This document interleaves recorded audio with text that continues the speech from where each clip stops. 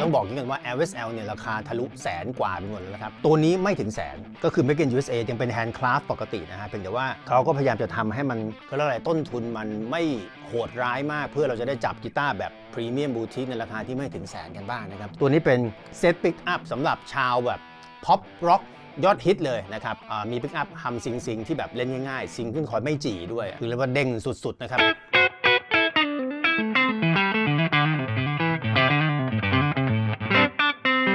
ลองให้ค่อนข้างจะไฮเกนนิดนึงจะได้ฟังว่าแบบมันไม่จี่จริงๆนะ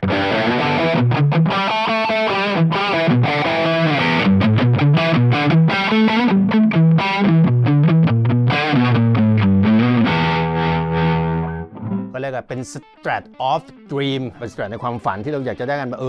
ซื้อแล้วจบไม่ต้องโมแล้วอะไรอย่างนี้นะครับแล้วก็เบาสุดๆนะฮะ